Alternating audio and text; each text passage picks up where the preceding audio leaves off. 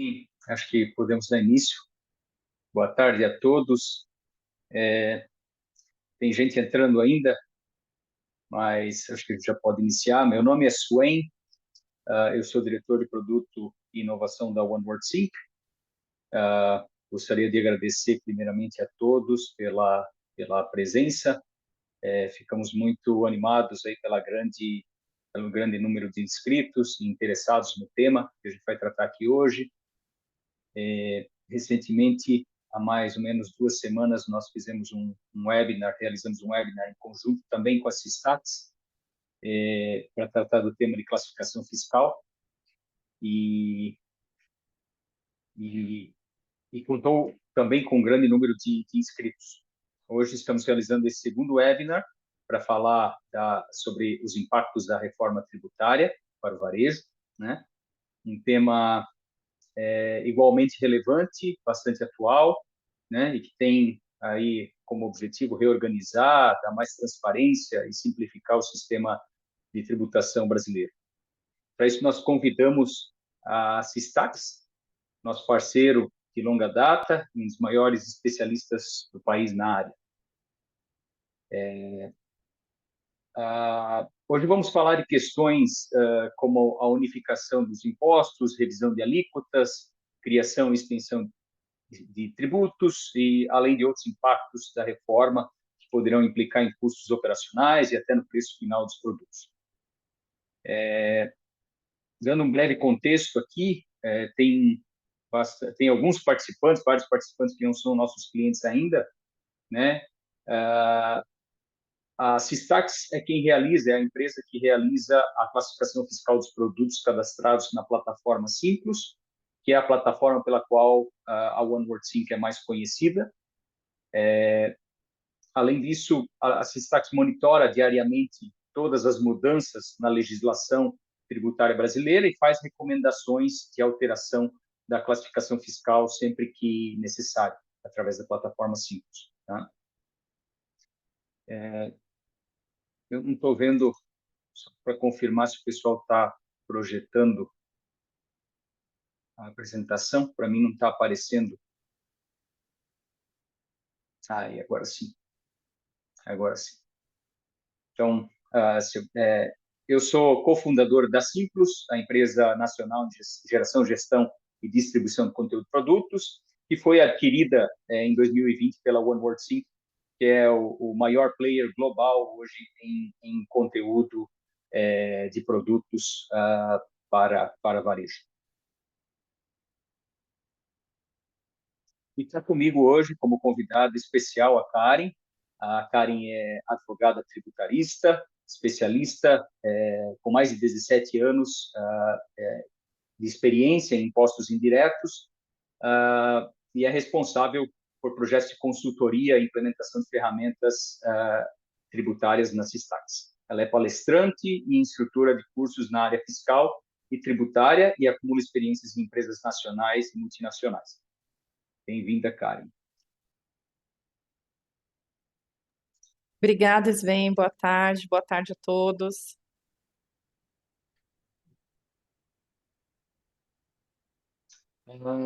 Só falando um pouquinho de quem nós somos, aqui para quem ainda não nos conhece, a plataforma Simplus é a maior plataforma de conteúdo de produtos do Brasil e do mundo para venda multicanal, né? A OneWord Sync é líder global em soluções para gestão de conteúdo de produtos para varejo, proporcionando informações confiáveis e completas que impulsionam as vendas em todos os canais.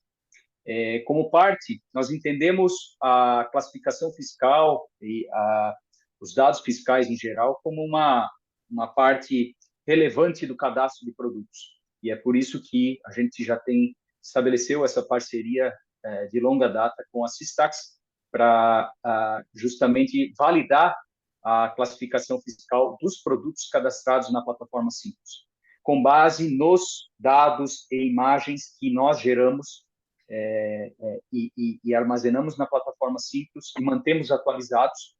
A Systax recebe isso e faz a classificação fiscal dos produtos. Ok? E só alguns avisos aqui. Esse webinar nós vamos fazer em forma de entrevista, então pedimos também aos participantes que façam as suas perguntas. Tem uma opção de perguntas ali na tela, na parte inferior da tela, no Zoom. Tá? A gente encoraja os participantes a fazerem as perguntas que a gente vai tentando responder durante o webinar, ok? E para começar, Karen, se você puder apresentar então as stacks, por favor. Obrigada, Sven. É um prazer estar com vocês aqui nessa tarde.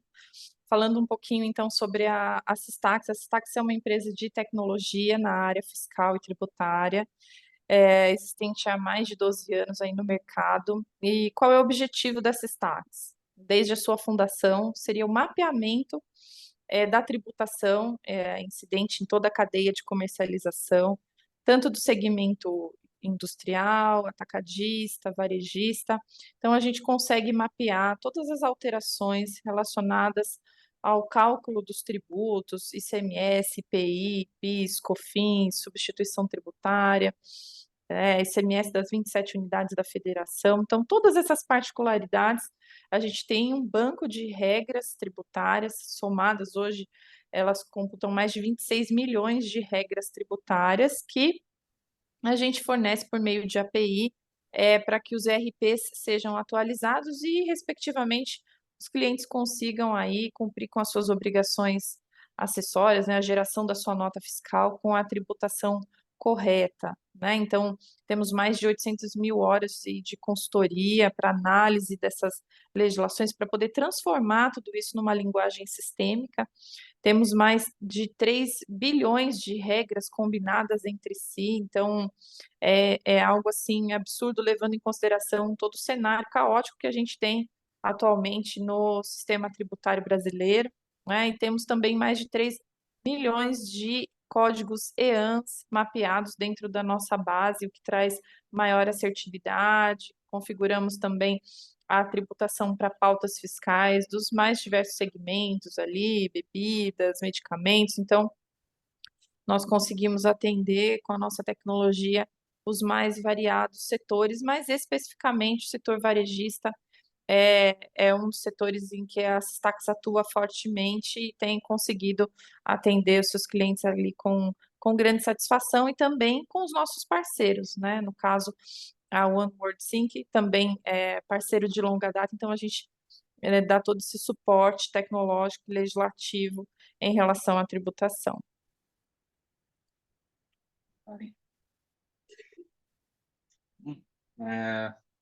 Eu vou começar, então, e, de novo, a gente incentiva o pessoal a fazer as perguntas ali pelo Zoom, tá?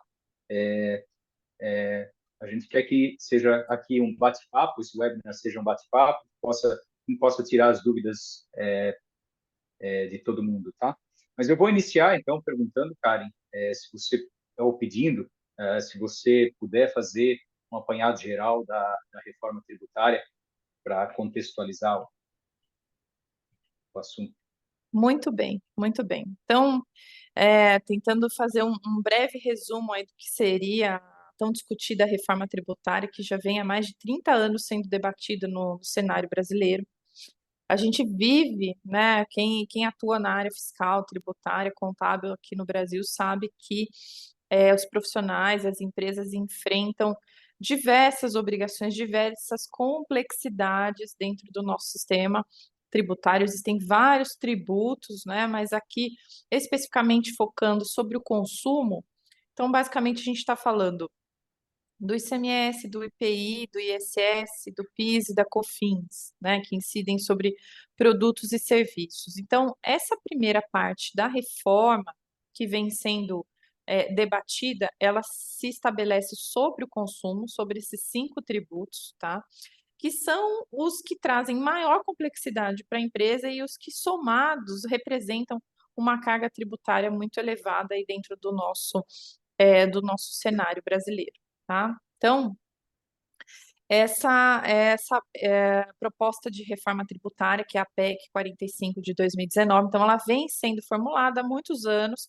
Em 2019 ela ganhou corpo, ficou um pouco esquecida, não conseguiu ser aprovada no governo anterior, agora nesse novo governo veio com força. Tivemos a aprovação dela em agosto pela Câmara dos Deputados. O texto, né, PEC 45, que é proposta de emenda à Constituição, né, a PEC 45, agora ela foi remetida ao Senado, o Senado apreciou, fez algumas alterações dentro desse texto, dentro dessa proposta, e foi aprovada pelo Senado também agora, final de outubro, e agora foi enviada novamente para a Câmara dos Deputados para que as alterações que foram promovidas pelo Senado possam ser apreciadas ali pelos deputados.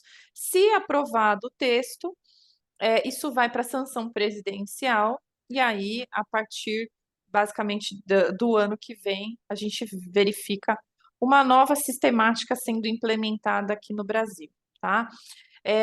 Basicamente, o que que nós teríamos, né? Com a aprovação da reforma tributária, nós teríamos a extinção do ICMS, do IPI, do ISS, do PIS e do COFINS, sendo substituído esses 5 tributos, sendo substituídos por um único IVA, né, que é o Índice de Valor Agregado, já adotado por mais de 100 países, né, no exterior, por um IVA que é chamado e foi denominado assim no Brasil como IVA dual, porque esse percentual vai se dividir em 2 tributos, por assim dizer, que é o CBS, a Contribuição sobre Bens e Serviços, que vem a substituir os tributos federais, IPI, PIS e COFINS. E nós temos o IBS, que é o Imposto sobre Bens e Serviços, que visa substituir o ICMS e o ISS, né, os tributos estadual e o municipal, tá? Então, basicamente, a gente teria aí a substituição de 5 tributos por 2, né? Olhando assim num primeiro momento, a gente de fato já identifica uma simplificação, né? Esse é um dos pilares da reforma tributária. Tô saindo de 5 tributos e indo para 2 tributos.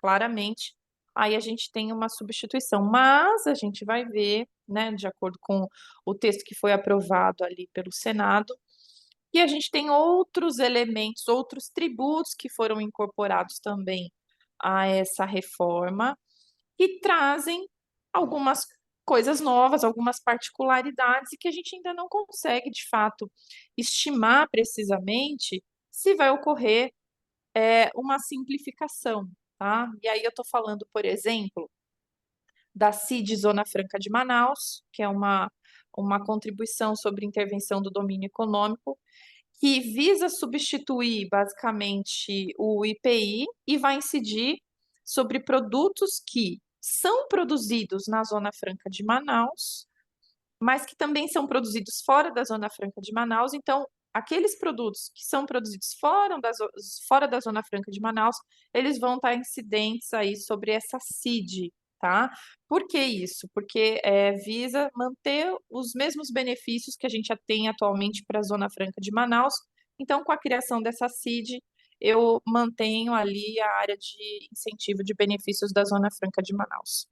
Tem um outro tributo também previsto, que é o imposto seletivo, ou chamado imposto do pecado, né? O que que é o imposto do pecado? É um imposto que visa também a substituir o IPI e vai incidir sobre produtos que causam mal à saúde ou ao meio ambiente, que serão definidos em lei complementar. Então, a gente ainda não sabe, a gente tem uma ideia, né? Cigarro, bebida alcoólica, algum produto muito açucarado, né? Num primeiro momento, a gente pode, né, dizer que teria incidência desses para esses produtos, mas isso ainda vai ser definido em lei complementar, tá?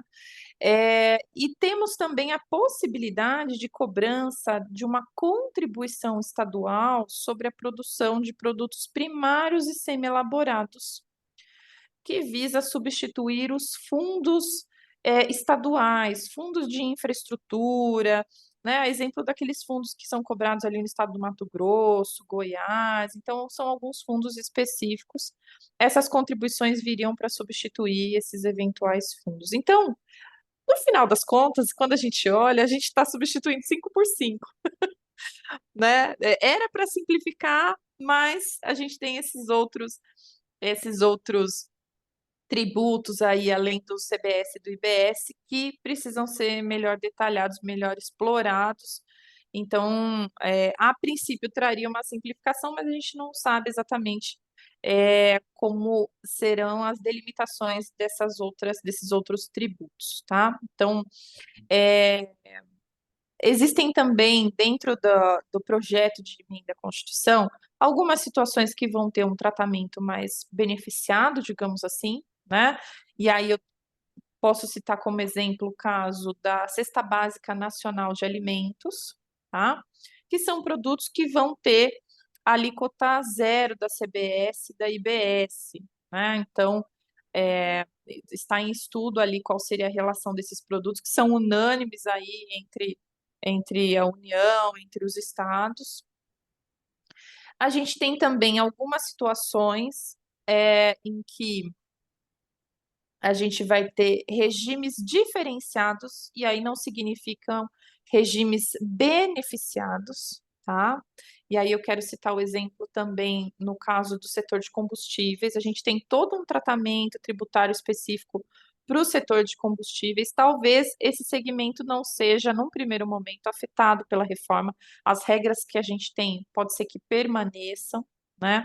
Um outro estigma também, vem no caso da substituição tributária, né? A gente sabe que a substituição tributária é uma dor para todo mundo, né? E a princípio, com a reforma tributária, a proposta era de extinção do regime da substituição tributária, mas já existem é, alguns comentários de que a gente pode conviver ainda com a substituição tributária para alguns segmentos, né?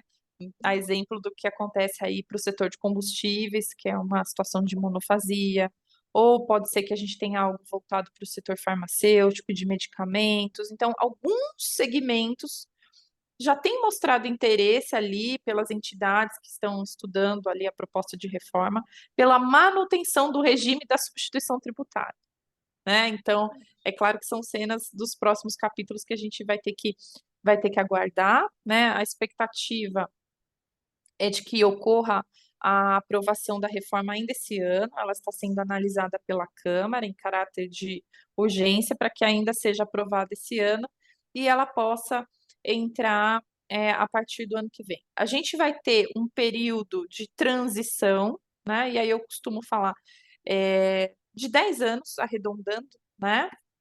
Porque a partir de se aprovado esse ano, qual é o cenário que nós temos?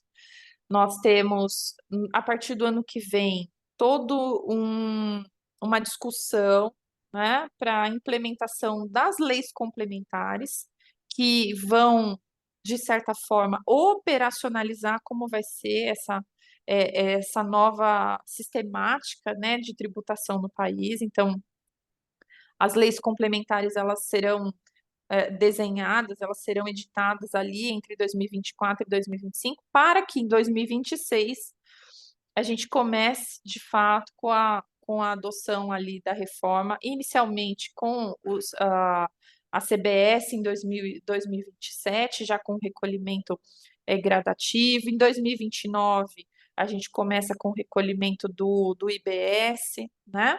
E é, o modelo atual, principalmente no âmbito do ICMS, se extinguindo em 2032 e 2033, a gente tem implementado integralmente a reforma tributária, se não ocorrer nenhuma alteração dentro desse cronograma que se tem estabelecido, tá?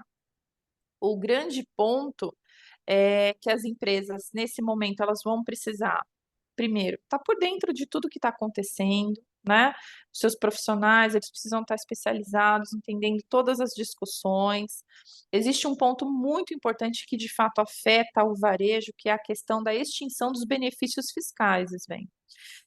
Existe a previsão, e isso a gente já tinha antes mesmo da aprovação da reforma tributária, ali pela Lei Complementar 190, determinando que os benefícios fiscais de ICMS eles se extinguem em 31 de dezembro de 2032. Então, isso esse cronograma se prevalece ali com a questão da reforma tributária, e a partir da implementação da reforma tributária integralmente, a gente tem aí a extinção dos benefícios fiscais, que são um dos pilares também da reforma, né? A simplificação, a questão da equidade, né? De todo mundo saber o quanto está sendo pago, essa é uma grande dificuldade hoje, né? A gente tem dificuldade em saber o que é que cada um está pagando quando está comprando um produto, quando está contratando um serviço. Então, esse é um dos objetivos ali da reforma tributária, a simplificação, a diminuição do custo Brasil no cumprimento Atividade, das. uma atividade também é uma questão, né? Você não conseguir saber o quanto está pagando e o quanto odeia, porque teve imposto sobre imposto, não? Exatamente, exatamente. Então, algumas situações como essa que a reforma tributária visa, de fato, simplificar, né? No caso do ICMS, por exemplo, a gente tem 27 legislações. No caso dos municípios, a gente tem mais de 5.000 municípios, cada um legislando. Então, a ideia da reforma tributária é trazer uma simplificação, uma unificação ali das legislações, que você tenha algo que seja uniforme, né? Que não abra tantas divergências, de interpretação como a gente enfrenta hoje. Tem uma pergunta aqui, voltando um pouquinho ao imposto do pecado, pergunta da Tatiana, se há uma expectativa de aumentar as alíquotas já existentes nessas categorias e, por exemplo, produtos açucarados, que você comentou, devemos ter um aumento na incidência desses impostos ou apenas uma substituição? Olha, é difícil dizer porque a gente não sabe exatamente qual vai ser a alíquota e para quais produtos. Mas um ponto interessante que faz parte ali da pergunta é o seguinte: o imposto seletivo, ele não integra sua própria base de cálculo, tá? Hoje a gente tem um mecanismo que é o chamado gross up, em que você tem a inclusão dos tributos dentro do preço da mercadoria, tá? No caso do imposto seletivo ou do imposto do pecado, quando vamos supor que você vai vender um maço de cigarro ali, você vai estabelecer que o preço dele é R$ 5, então a alíquota dele vai ser sobre os R$ 5. Você não vai ter imposto ali embutido dentro dos R$ 5. Você não tem aquele mecanismo de gross up. Só que tem um porém. Quando esse produto for comercializado para âmbito do CBS e da IBS, o imposto seletivo ele tem que integrar a base de cálculo da CBS e do IBS. A CBS e o IBS eles também vão ser impostos calculados por fora, eles não vão integrar a sua base, tá? Mas quando você tiver um produto que tem a incidência do imposto seletivo, aí a gente vai ter uma situação, digamos, de gross up aí, né? Então, num primeiro momento, como a gente está vendo, muda-se o paradigma, né? Eu saio ali do imposto por dentro, vou para o imposto por fora, isso mexe nos preços, nas negociações, que é até um outro ponto também que a gente selecionou para falar, mas quando se tratar desses produtos que a gente ainda não sabe quais são e quais serão as alíquotas, a gente pode sim, de certa forma, de repente ter um aumento na carga tributária, não dá para se descartar. E mais, né? Se a gente for pensar que ainda vai ter, de certa forma, a CID Zona Franca, que a gente vai ter as contribuições estaduais, né, que a gente não consegue ainda ter um impacto e saber o quanto isso vai sofrer de aumento, porque essas criações, aparentemente, elas não foram consideradas nos cálculos que apresentam ali o IVA de 27,5%, né? Um ponto importante é que, com a análise que foi feita no Senado Federal, e como várias exceções foram incluídas, já se estima que o percentual do IVA vai ser superior a 27,5%, que havia sido informado pelo governo, né? Eu vi alguns especialistas falando que pode chegar na casa dos 33,5%, né? Então, É muito difícil nesse momento dizer que vai haver um aumento da carga tributária. Isso vai depender, né, de toda a regulamentação, mas é possível que em alguns casos sim ocorra o aumento da carga. Uma outra pergunta aqui relacionada, que é também sobre o imposto seletivo. Se, na sua opinião, no caso de bebidas alcoólicas, podem ser igualadas as alíquotas, por exemplo, de cervejas e destilados. Olha, não dá ainda para dizer, né? Ainda Não tem dá coisa para a ser definida, né? prever, né? Não dá para prever. Pode ser que sim, pode ser que não, né? Eu não sei o quanto a gente vai, por exemplo, sair de uma tabela típica, a gente tem, né, a alíquota para cada um dos produtos e cair numa outra tabela paralela, né? Que não seja uma tabela TIP, mas que seja uma tabela IS, por exemplo. Não sabemos como vai ficar essa regulamentação. Eu acho que existe 50% de chance, né? Não dá para prever ainda. Ok.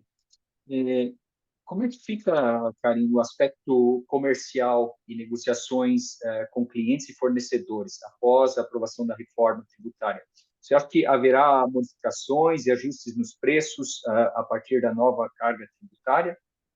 Eu acredito que sim, Sven. Se a gente for pensar justamente nesse ponto que eu acabei de comentar, a questão do gross up, né? Que é algo que nós temos aqui, que você tem ali a incidência, a inclusão do PIS, do COFINS, do ICMS, e você deixa de ter a inclusão desses tributos, ele sendo calculado a partir da formação do seu preço ali, sem os tributos. Eu vejo que, de fato, você tem sim uma modificação no seu preço, você tem uma revisão no seu preço. E uma outra questão que está sendo bastante aventada é a modificação em termos de precificação de contrato com o poder público, principalmente quem tem contrato, parcerias público-privadas, situações em que você tem contrato de fornecimento, né? Então, existem cláusulas ali que, se tiver alteração na carga tributária, o preço vai precisar ser revisto, né? Então, é uma cláusula, geralmente é uma cláusula de praxe, então há essa necessidade de revisão, sim, e que, a meu ver, em alguns casos, pode apontar para uma diminuição do preço do produto, né? Esse é um dos objetivos também da reforma tributária, né? Você diminuindo, né? Simplificando, você diminui preço, você traz competitividade, é, o mercado consome mais, então tem todo A um efeito, né? eficiência, né? Que é o caso da cesta básica de alimentos, né? Que deve reduzir, não? O da E cesta básica, medicamentos também, não? sim, sim. Tem várias situações dentro ali da proposta que trazem uma isenção, né? Ou isenção alíquota zero, não sei exatamente como vai ser legislado, né? Mas o efeito vai ser CBS e IBS zero para determinados produtos ou serviços, então eles vão ser de fato beneficiados, né? Porque se chegou à conclusão de que é extremamente importante para a população o consumo desses produtos ou serviços, e existem outros regimes, né, algumas outras situações em que você vai ter uma redução da alíquota. Por exemplo, o que aconteceu com os profissionais liberais, né? Eles iam ter um aumento muito grande na carga tributária para o setor de serviços, mas que, com análise pelo Senado, eles implementaram ali uma redução, então vai ter uma diminuição da carga tributária, né? E isso inclui outros produtos ou serviços. Então, só exemplificando, a gente teve um aumento, para você ter uma ideia, nós tivemos mais de 800 emendas no projeto e mais de 200 apreciadas pelo Senado. O Senado incluiu várias situações de exceção dentro da PEC, o que indica uma elevação na alíquota do IVA, tá? Então, algo que não era quase para ter exceção, porque para a gente trazer uma equidade, todo mundo pagar igual, a gente já vê algumas situações, claro, cada produto ou serviço tem a sua razão de ser beneficiado, mas a gente percebeu aí nessa análise que houve um aumento ali nas exceções, então isso vai se refletir porque alguns setores, alguns produtos não vão pagar, então alguém vai ter que pagar. Então, quem sobra para pagar vai ter uma alíquota maior, né? Então você desonera alguns setores, alguns produtos e acaba Sim, onerando outros. um do outro. Uhum. E, Karen, por que que o setor varejista tem se preocupado com o aumento do ICMS antes da implementação da reforma tributária? Ah, bem bacana a gente falar sobre isso, porque a gente tem observado, Sven, que vários estados eles têm majorado a alíquota do ICMS nesse ano de 2023, com início a partir de 2024. Então, nós já tivemos 8 estados, a maioria deles da região Norte e Nordeste, né, com aumento da alíquota modal do ICMS, tá? Sob a seguinte justificativa, são dois motivos, tá? O primeiro é que nós tivemos no governo anterior a implementação das leis complementares 192 e 194, que traziam, de certa forma, uma diminuição da arrecadação dos estados, né? Então, o aumento da alíquota, uma das justificativas é para compensar essa perda de arrecadação com essas legislações passadas. E o outro argumento, que tem sido forte também pelo lado dos estados, é que existe na PEC uma previsão de que os estados eles serão compensados por uma eventual perda na arrecadação, de acordo com o que é arrecadado entre 2024 e 2028. Então, para que os estados não fiquem no prejuízo na visão deles, eles estão alterando, majorando agora a alíquota a partir de 2024, para que eles recebam um repasse maior com a aprovação da reforma tributária, tá? Só que o governo já se manifestou que isso é uma inverdade, porque esse repasse vai ser em percentual, não adianta você aumentar a alíquota, seu percentual vai continuar o mesmo, né, para fins de repasse. E isso acaba trazendo mais insegurança jurídica ainda para a reforma tributária, porque se eles já não estão conseguindo segurar o aumento do ICMS agora, como é que a gente vai saber se de fato não vai ter um aumento de carga tributária após a reforma tributária, né? Então, muitas vezes é um aumento significativo, né? Eu estava acompanhando, por exemplo, Rondônia. Rondônia tinha aumentado a sua alíquota da cerveja, se eu não me engano, de 34% para 39%, e aí recuou, viu que tinha ficado muito pesado, né? E recuou para 37%, mas ainda assim ficou muito alta a alíquota do ICMS lá em Rondônia, né? Apenas um estado trouxe redução na alíquota, que é o Rio Grande do Norte, né? Ele alterou de 20 para 18, está reduzindo de 20 para 18. E os estados aqui do Sul e do Sudeste se manifestaram recentemente que vão também alterar suas alíquotas modais de 17% e de 18% para 19,5%, tá? Exceto o estado de Santa Catarina, que por enquanto não se manifestou. Mas a gente vai provavelmente ver um aumento também aqui nos estados do Sul e do Sudeste. Então, a gente vai ter um aumento significativo em mais da metade dos estados do país, né? Então, isso vai requerer das empresas uma maior atenção nas suas operações a partir do ano que vem, né? Principalmente quem vende no e-commerce, por exemplo, né? Porque a gente tem alterações aí nas alíquotas, quando vende para consumidor final, a questão do diferencial de alíquota, tudo isso vai impactar. Minas Gerais, por exemplo, foi um estado que ainda não alterou, vai alterar a sua alíquota, se manifestou favorável à majoração da alíquota, mas ele está retomando o Fundo de Erradicação da Miséria, né, o FEM, o Fundo de Combate à Pobreza do Estado. Então, já há um acréscimo de 2% na alíquota do ICMS para Minas, né? Então, realmente, de fato, é preocupante. É preocupante, sim, requer a atenção das empresas, dos contribuintes, também dos consumidores, enfim, é algo bem relevante. Bastante se comenta, Karen, também que a reforma tributária vai gerar alguma perda de autonomia dos estados e municípios, né? E que isso vai trazer maior concentração e controle no nível federal. É isso mesmo? Olha, inicialmente eu tinha também essa mesma percepção, mas estudando agora um pouco melhor sobre a reforma, eu vejo que não é bem assim, tá? Por quê? A gente vai ter um comitê gestor, né, que vai, parecido com o com o que ocorre com as empresas do Simples Nacional, a gente vai ter um comitê gestor formado pelos estados e pelos municípios para gerir, para disciplinar toda a parte de arrecadação e distribuição entre os entes, tá? Então, a partir dessa premissa, eu vejo que não fica tão prejudicada a questão do pacto federativo, né, da autonomia dos estados, né?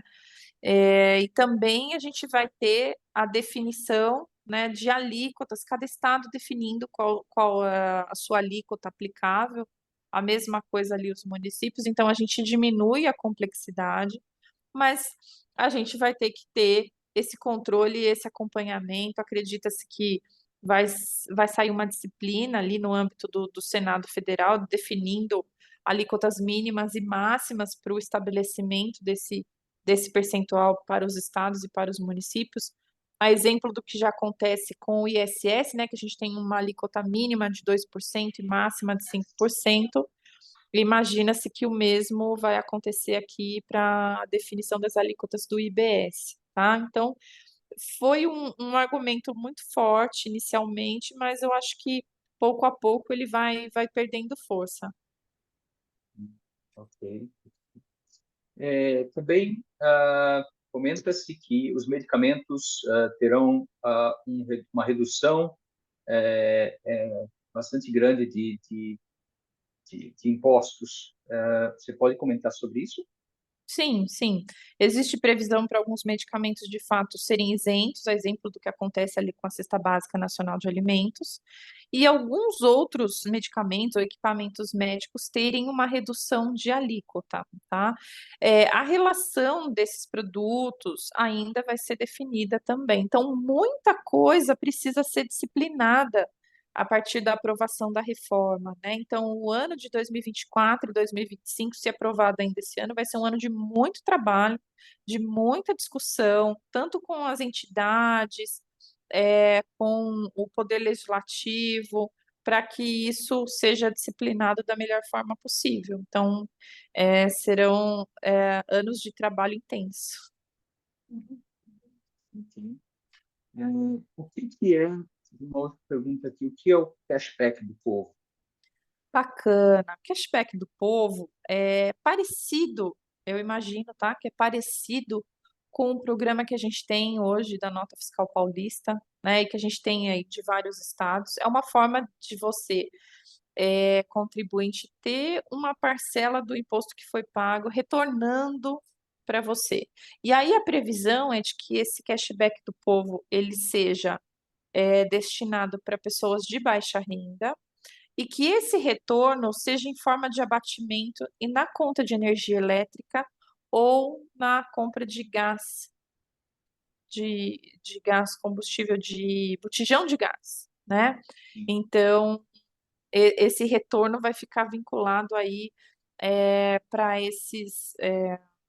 essas duas finalidades, para essas duas aquisições, e, de certa forma, retornar isso para o contribuinte, né? Também vai precisar ter todo um sistema de controle, né? Para que na hora que seja emitido ali o documento, saiba se aquele contribuinte vai estar nesse programa. Então, o governo já tem preparado isso, já tem providenciado para ver como vai ser operacionalizado esse cashback do povo. Legal. Outra pergunta, haverá impacto nas obrigações acessórias? Bem bacana também essa pergunta, Sven. Eu acredito, provavelmente, que vai haver impacto sim, tá? Um ponto importante da entrada da reforma tributária é o período de transição. Por quê? Durante esse período de transição que eu mencionei de 10 anos, a gente basicamente vai conviver com os dois sistemas, com o sistema atual e com um novo sistema tributário que está sendo implementado. Isso vai exigir das empresas e dos contribuintes, além da preparação técnica, além do conhecimento, vai exigir uma adaptação tecnológica. Será que o meu sistema vai estar amparado para atender essas duas sistemáticas? Será que eu vou ter que fazer algum ajuste no meu ERP? Será que eu vou ter que adquirir um novo ERP para cumprir essas obrigações? Né? O que eu imagino, né, em se tratando de nota fiscal eletrônica consumidor, provavelmente uma alteração no layout para que possa trazer ali os campos relacionados ao CBS e o IBS. Eu imagino, tá? Porque o projeto da nota fiscal eletrônica ele é um sucesso, né? Inclusive fora do país. Então é um projeto que deu muito certo. Acho muito difícil a gente ter modificações grandes nesses sentidos, tá? E aí eu estou falando uma opinião pessoal, tá? É, mas a questão das obrigações acessórias, essa discussão ainda é muito embrionária, né? Porque primeiro tem que ter a aprovação da reforma, primeiro tem que ter as formas de operacionalizar, para depois a gente falar em ajuste nas obrigações acessórias. Então, acho que são, digamos assim, três etapas e as obrigações acessórias estão lá no final, né? O que eu imagino também, SPED fiscal e SPED contribuições devem continuar, né? Um dos objetivos com a reforma é o da simplificação, então, uma das propostas do governo é trazer alguma declaração pré-preenchida. Então, a gente pode se deparar, de repente, que para fins dos dados relacionados a CBS e IBS, a gente já tem alguma, alguma sistemática que o governo já traga essas informações preenchidas para o contribuinte apenas validar e fazer a entrega, exemplo do que ocorre ali com a declaração do imposto de renda pessoa física, né? Então, essas são possibilidades. Dentro desse ponto, né, e relacionado também à questão de crédito para as empresas, o governo pretende implementar um sistema, split payment, que é relacionado à identificação do pagamento do tributo. Então, é como se fosse uma conta corrente interligada, fisco e contribuintes. Ele vai conseguir enxergar quando ocorre a operação comercial, né, quem tem um crédito, quem tem o débito, quanto sobra de saldo, seja ele saldo credor ou devedor, e o quanto tem que ser recolhido para o fisco. Ele vai tentar implementar, o fisco tem tentado implementar essa sistemática que ele consiga enxergar isso de forma automática, de forma simultânea, tá? É algo bem moderno que está sendo testado, está sendo discutido para que possa ser implementado com a reforma tributária. E você pode comentar algo sobre a tributação dos combustíveis? Já tem alguma definição de como serão tributados os combustíveis? Então, os combustíveis, eles constam como exceção, né? Eles estão dentro da categoria de regimes diferenciados, né? O que seriam esses regimes diferenciados? São tratamentos tributários específicos previstos, né, na PEC, que vão ter um tratamento diferenciado, que não necessariamente seja mais benéfico, né? Que seja um benefício fiscal. Não, vai ser um tratamento diferente.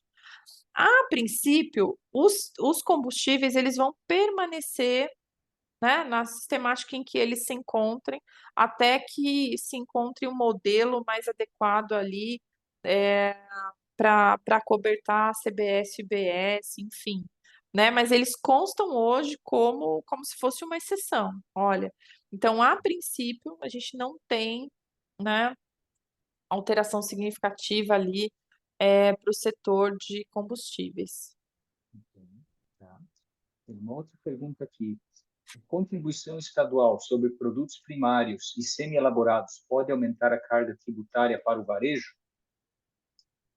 Eu entendo que sim. Eu entendo que sim, mas vai depender da forma em que eles forem implementados ou regulamentados, né? Possivelmente, eles vão ser exigidos no início da cadeia, porque se a gente está falando de produção, né, eu imagino que seja algo ali, né, no início da cadeia. A gente precisa entender como essa contribuição vai influenciar no preço, né, e como ela vai ser repassada até que se chegue ao varejo. Então, eu acho que pode ser que tenha um aumento sim, mas a gente vai ter que analisar isso melhor a partir da regulamentação. Ok. E como é que vai funcionar a compensação para a utilização de saldos acumulados do ICMS? Isso deve ser uma preocupação para o setor varejista? Ah, bacana.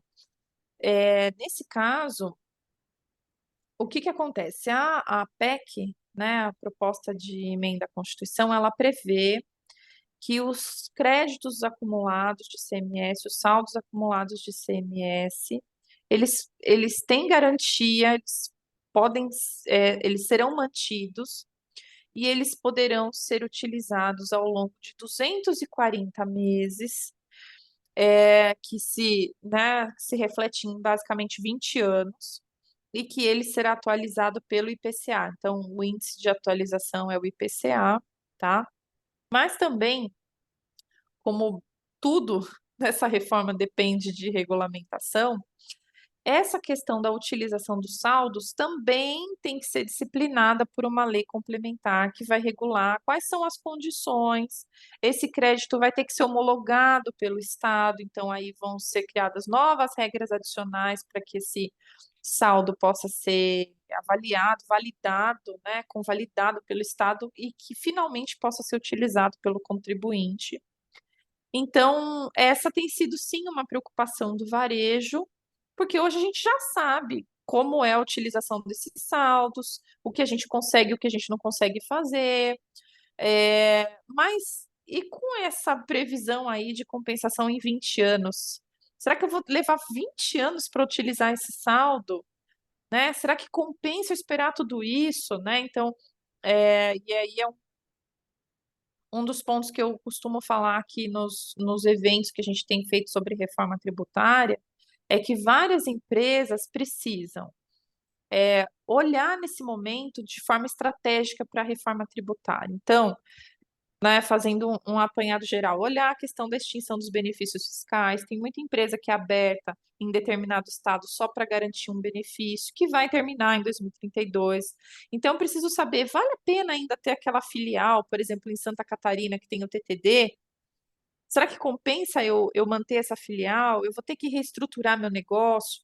Outro ponto super importante da reforma é que o imposto ele vai ser destinado para o estado de destino. Hoje a gente recolhe na origem, ele vai mudar para o destino. Então, eu preciso olhar para o meu cenário, né, para a minha cadeia de comercialização, para as minhas operações. Poxa, vale a pena manter algumas unidades, trabalhar da forma que eu trabalho hoje? Eu vou ter que mudar alguma coisa na minha estrutura logística, operacional, porque eu vou ter essa mudança de recolhimento para o destino, né? Então, esse é o momento das empresas olharem para o seu negócio, fazerem os ajustes necessários, não serem surpreendidas aí pelos efeitos da reforma. E um dos pontos que eu gosto de frisar é que toda mudança traz, além do caos, da preocupação, traz oportunidades, né? Então, duas oportunidades que eu vejo é a questão de recuperação de créditos. Por que não olhar para os créditos que eu tenho hoje, que eu consigo recuperar? Por que que eu vou esperar mudar a regra se eu já sei como é a regra hoje, né? Fazer um trabalho de revisão para de repente fazer alguma recuperação e eu ter um dinheiro em caixa para me preparar melhor também para a reforma. Por que não olhar para teses tributárias, né? De repente, as grandes discussões que a gente tem hoje, exclusão do CMS da base do PIS e da COFINS, elas não vão mais existir, esses tributos não vão mais existir. Então, por que não olhar para essas oportunidades tributárias, né? Então, a gente ainda tem um tempo até a implementação total da reforma, e isso pode trazer alguns ganhos aí para o contribuinte. E sim, o varejo se preocupa com essa questão da não cumulatividade por conta desses pontos, né? De não conseguir aproveitar eventuais saldos, ou ter uma dificuldade maior no aproveitamento. Enfim. Bom, Karen, tem uma pergunta aqui do Gilson. Fora os combustíveis, quais são os outros segmentos que entrarão no regime diferenciado? Ah, deixa eu buscar aqui. Eu não tenho é, essa, essa clareza. Então, tem esses regimes tributários específicos previstos também para sociedades cooperativas, serviços de hotelaria, bares e restaurantes, aviação regional, parque de diversões e parques temáticos, serviços financeiros, operações com bens imóveis, planos de assistência à saúde, concursos, operações contratadas pela administração pública direta, autarquias e fundações públicas. E com a aprovação, né, pelo Senado vieram outros regimes mais específicos também, atividades esportivas desenvolvidas por sociedade anônima de futebol, agências de viagem e de turismo, bens e serviços que promovam a economia circular, operações com microgeração e mini geração distribuída de energia elétrica, operações que envolvam a disponibilização de estrutura compartilhada de serviço de telecomunicações, concursos de prognósticos, operações alcançadas por tratado ou convenção internacional, serviços de saneamento e de concessão de rodovias e também serviços de transporte coletivo de passageiros, rodoviário, intermunicipal ou interestadual, e também nos modais ferroviário, hidroviário e aéreo. Bem, essas são algumas das situações que têm previsão para regime específico, tá bem? Mais uma, Karen. Como funcionará a não cumulatividade plena?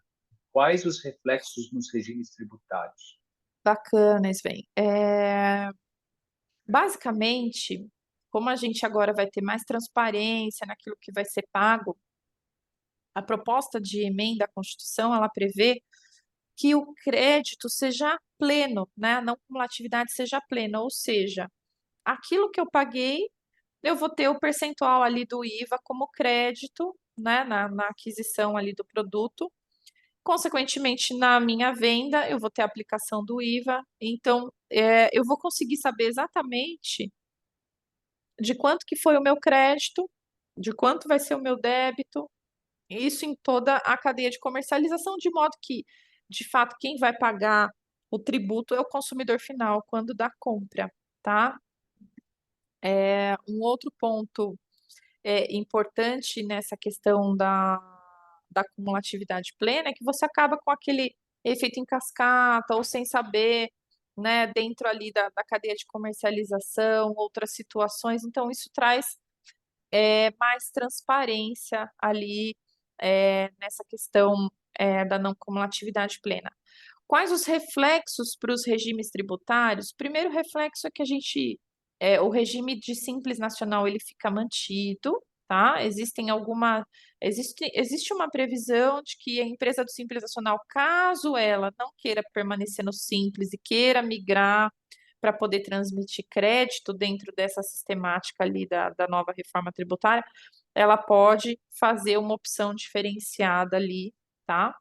E aí, com isso, basicamente, para fins desses tributos, você basicamente acaba com o lucro presumido, né? Fica tudo a mesma coisa, né? Já que você vai ter débito e crédito. Outra discussão que some também em relação às dúvidas que existem sobre os créditos. A gente tem muita dúvida em relação a crédito de PIS e COFINS, uma situação que gera crédito de PIS e COFINS, não gera para ICMS ou vice-versa. Isso acaba, né? Você tem crédito para toda e qualquer situação, exceto se for para uso pessoal, né? Ou alguma situação que vier excetuada ali na legislação, tá? Então, visa acabar com essas discussões também relacionadas a uma situação que dá crédito hoje, não dá crédito, né, no ICMS ou dá no PIS/COFINS, enfim. Você tem uma situação igualitária, trazendo possibilidades de crédito para ambos.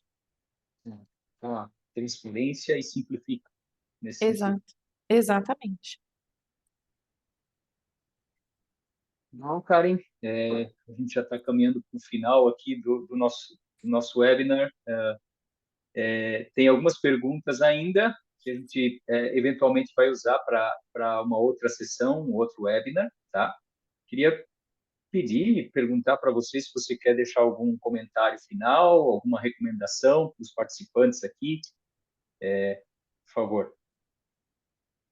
Bom, tentei trazer de uma forma mais simplificada para vocês todo o contexto ali da reforma tributária. Claro que a gente não consegue esgotar o assunto, né? O assunto está sendo analisado, está em constante modificação. A gente só vai saber de fato o que foi aprovado após a aprovação da PEC, né? Com a publicação da emenda constitucional.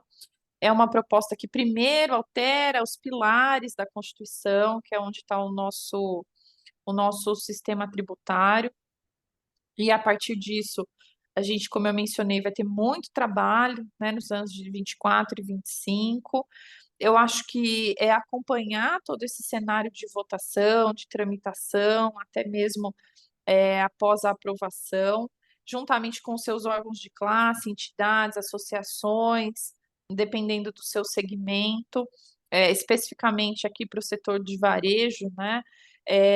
Acho que o ponto alto aí é a questão da cesta básica nacional de alimentos e da cesta estendida, né? Que é uma subcesta, né? Produtos que terão redução, que podem chegar a mais de 3.000 itens, né? Olha que interessante. Então, acho que é algo de fato impacto para o varejo, o setor de alimentos, né?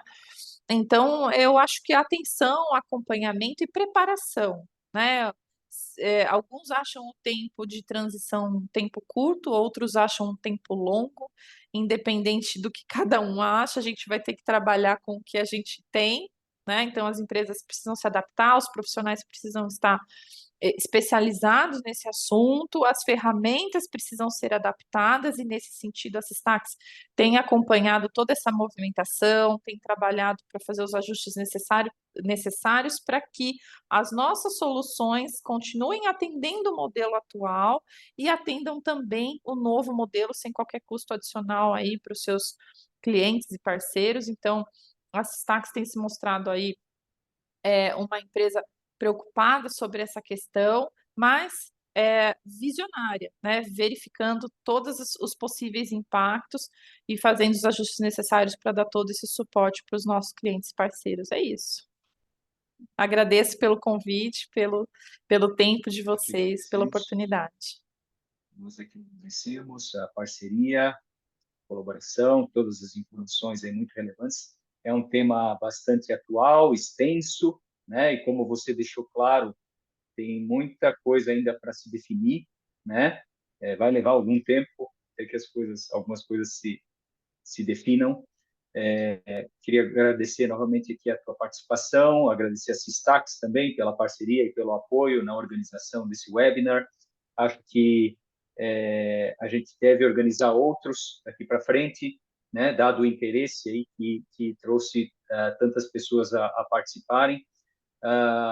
Por fim, eu gostaria de recomendar aos participantes aqui que sigam as nossas redes sociais para acompanhar os conteúdos, as novidades e a agenda de eventos, né? A gente vai com cada vez mais frequência, maior frequência, organizar esse tipo de evento, né? Para que é de interesse comum aí, tanto para o mercado em geral. E agradecer a todos, por fim, os participantes e dizer que estamos à disposição aí para qualquer esclarecimento, apoio e caso tenham dúvidas também sobre nossas soluções, fiquem à vontade para entrar em contato pelos canais que estão aí na tela. Tá bom? Muito obrigado a todos e até um próximo evento. Obrigada, pessoal. Até mais.